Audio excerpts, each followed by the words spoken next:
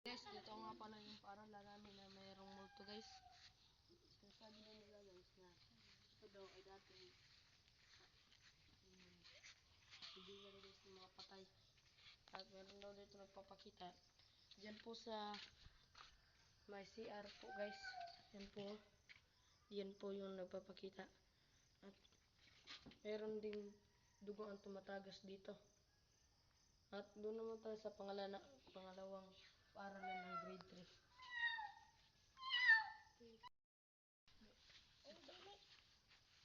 Meron guys ding nagpapakita itong pusa na kulay itim. Tara guys.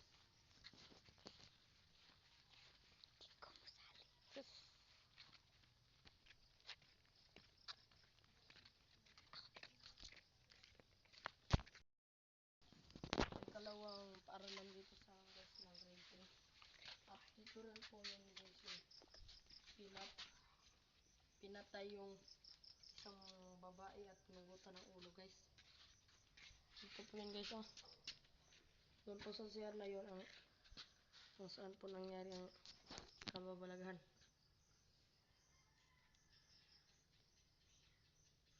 Hindi lang muna namin ito papasukin guys dahil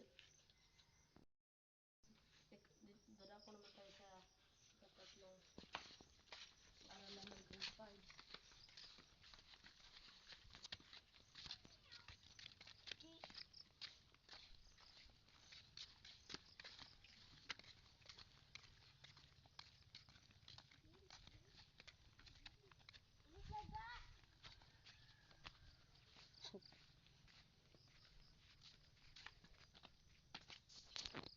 Guys, kung makikita nyo guys, itong area na ito guys ay madilim.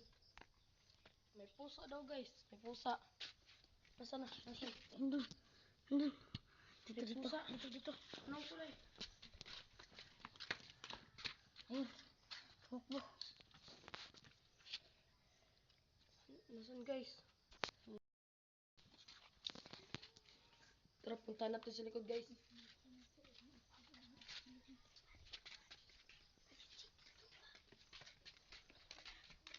Punta natin yung likod guys. Hanapin natin yung pusa.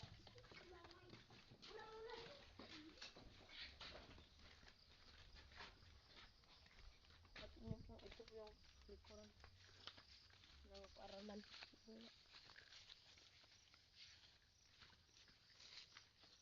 Ano yun guys? Takbo guys! Guys, takbo!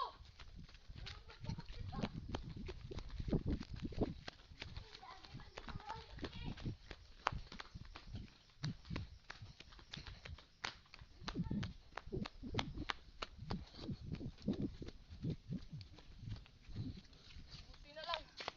Tapos tayo dun. Nagtatapos ang video. And subscribe!